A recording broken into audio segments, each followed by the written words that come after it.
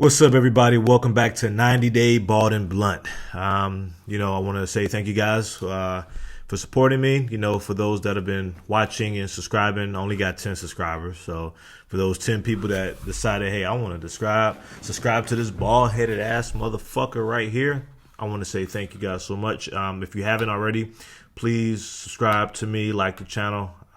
This is my third video. I'm trying to grow the channel. I just started here, so I can't do it without you guys. So I will greatly appreciate that. All right, so we just had episode 6 of Before the 90 Days. So let's jump right into it. So let's get into Forrest and Sheena. So Forrest is going to meet Sheena's parents, and of course, Sheena's parents has to approve of Forrest. But the big concern is Forrest does not have a job. He hasn't worked for several years because Forrest has a disability and he's not able to work, and he's living off of disability checks as well as being dependent on his mother, just like in Waterboy. So my issue with all that went on, all right? Sheena was telling Forrest, you can find a job. Bitch, do you not know that this is probably the worst job market in a very, very long time? This job market is terrible. I mean, there are people that have been job hunting for 12, 15 months, still not able to find a job. People with degrees, people with multiple certifications, with multiple years of experience can't even find a job. But all of a sudden, oh, you can find a job. It is not that fucking easy, especially in today's job market. And Forrest has a disability. He can't work. This. So why are we acting surprised? You can't hold him to that. You can't hold that against him because you already know that he can't work, that he has a disability. It's not his fault that he has a disability. He didn't say, hey, I want to be disabled and live off of disability checks. He didn't choose that. That's what happened to him in his life. So you already know this. This. He can't. And even if he was an able body, I don't think Forrest has skills. So what makes you think he can find it? But that's not the point, though. The reality is, aside from the shitty job market and aside from him being disabled, you already knew about this going into that. You knew that. Like, y'all been talking for 7 years. So why is this now all of a sudden a big thing when you already know that that's him? That is him. And he's like, I'm going to do whatever it takes. Forrest, I'm sorry, you're not going to do it. You can start today looking for a job. You won't find it until another 5 years. That's the way the job market is. But the thing that I'm trying to figure out is if somehow they say, hey, we approve, and if Sheena moves to the U.S., Sheena can't work. That's the reality. She can't work. So then how are they going to support Sheena? It's not going to be off the disability checks. So like that whole thing it's really just stupid. It can't work. I'm sorry. It can't work. Okay. Like Sheena, she's a worker. She hustles, does her thing like a responsible adult.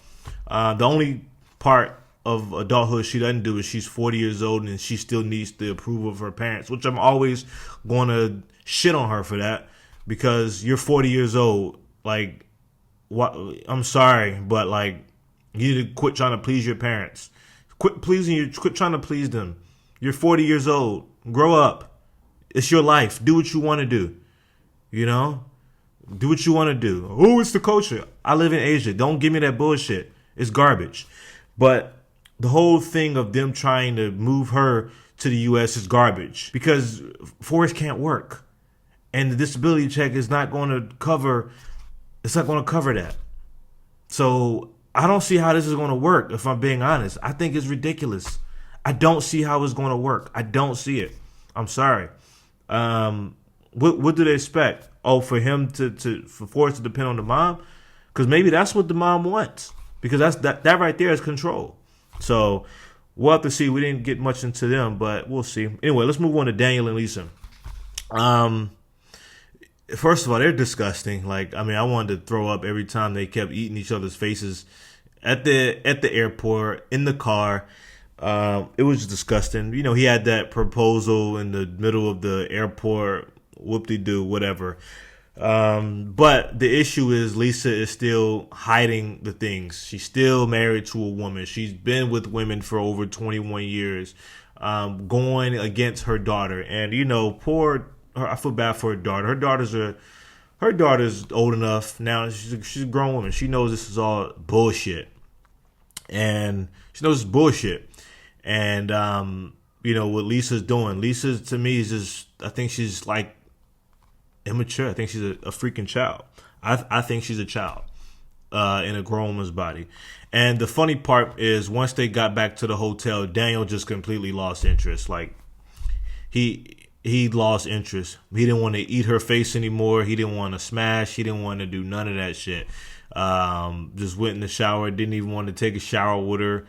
And then he wanted to go straight to sleep. So like I don't know what switch flipped. I don't know if the weed that he was on wore off. I don't know, but all of a sudden he's not interested in her anymore, and that's just hilarious because like he was all over her, just eating her face. Ugh. And then now they get back and he's like, yeah, I'm not feeling this. I don't know what it is. Maybe he realizes that this is stupid, or he's not attracted to her. Like I'm sorry, there's nothing attractive about her. I'm sorry. I know I'm harsh, I don't care. But I think he's realizing that, I can't. Not to mention, we all know why we know why he's with her. We know that's why the show was invented in the first place. But anyway, let's move on to Lauren and Birkan. Things seem to went well. They hooked up after that consultation regarding the consultation that they had that she had with the doctor about losing the fat or whatever. But we learned some interesting news that Birkan is in debt, and when she asked him how much, $50K, and it wasn't $50K his currency, it was $50K our currency, USA currency. Now the first reaction of most people is like, oh. But my reaction is like, that's like the average debt of a college graduate. that's normal. If you graduated college, that's like the average of you. So like this is normal. Like $50K, what? I mean, how much was my student loans? I'm not finna reveal that, So this is normal. This is your average college graduate, $50K. No, but all jokes aside though, we don't know how he got the $50K. We'll obviously find that out later. In the preview, they said he said she would freak out if she found out what kind of work he did to get that $50K. But he put up $50K worth of debt. I mean, I don't know how it happened. Maybe it was bad businesses. Maybe it was gambling, investments. Who the fuck knows? But all I know is this dude got $50K worth of debt. And he pretty much made his intentions clear that he is with Lauren because he wants to get that green card to flee to the U.S. to avoid his debt. That's all that is. I mean, he didn't outright say it, but he kind of did outright say it. We pretty much know why. His objective, he wants to get out so he can flee to the U.S. so he can, avoid the debt or work and pay it off. But his intentions are very clear. Like it's so clear now. Like, I mean, like I mentioned with Daniel and Lisa, that is the reason the show exists. His intentions was as clear as day. That he was there and he's trying to get to the U.S. to avoid that debt. I mean, that's really what it is. So we'll see. Now let's go to Javon and Annalyn. All right, I think Javon's lame as shit. I'm sorry, man. I think that nigga's lame. I think he's lame. I mean, we know that he's a manosphere guy, and as I mentioned in the past, I was part of that cult, but I got out. But I think the nigga's lame, to be honest. And one of the issues that they had was he was talking about if they had a child. First of all, why the fuck they even talking about having a child this early? They just met, even though they've been married for 3 years. But he was saying, if I have a child, I'm going to move and do whatever it takes to get here. And she was like, oh, but why now? Why now? You didn't say that before the child. And at first I was like, oh, here she go picking a fight again. I can't stand her. But I mean, she kind of does have a point. Now that I think about it, like, I mean, you said if you had a child, first of all, good that you want to do whatever it takes, good as you're supposed to. But it's like, oh, so you can make a way. I mean, so I mean, she kind of has a point. And also, he's been sending her money, and he said that she's using it for all these expenses and things like that. Well, I think personally, you should stop sending her money and take that money and save it for something. I don't know, save it so you can see her more. Like I said, I don't know the flights from. You said $600 a month. In like 2-3 months, you can fly and visit her. You can use that money to visit her. You know what I'm saying? So like, stop sending her money. Problem solved. Take that money and get it toward the flights or whatever, or something. Or you can move to the Philippines and teach English. You can do that. They'll hire you. Trust me, they will hire you. You can do that. That's what I would do if I was you. I mean, cost of living in the Philippines is low. I mean, I've never taught English in the Philippines. I've been to the Philippines, but But yeah, I think that. But anyway, all right. So the Emma and Ziad. So I think Ziad is lame because he was lying. Because Emma would ask these questions, so he would say, "Yeah, you can," and then she gets there. Oh no, you can't. I think that's whack. Like, why do you have to lie? Like, I don't like that. Why do you have to lie? Why do you have to lie? But also, as far as Emma goes, I mean, you've been to Morocco, so you pretty much do know the rules. Like, what I don't understand, as I mentioned in my very first video, with the American and Western girls, they're so liberated and stuff, and they fall for these Muslims or these super conservative guys, knowing that they have all these rules. And yet you get surprised when they enforce them. They tell you straight up. It's like in the last season, Happily Ever After, when Darcy was going to Bulgaria with Georgie. Georgie made it clear, like, look, you're gonna have to cover up, those balloons when you meet my parents. And like, fucking Darcy just couldn't not believe it. Like, why do I gotta cover up my balloons? Like, and it's like, y'all know these things and you still try to fight it. Like, Emma knows the rules of Morocco, but you still try to go against it. But also, Ziad, like, stop lying. That's whack, man. If you can't just say, hey, you can't. At least with Georgie, he told Darcy, you can't. Please don't wear this because of XYZ. At least he said that. But yeah, dude is fucking whack. And then, you meet their friends and they're talking about all these different things or whatever. And basically, they asked him, do you see yourself marrying her? And he says 0% because Emma wants to be engaged at the end of this trip.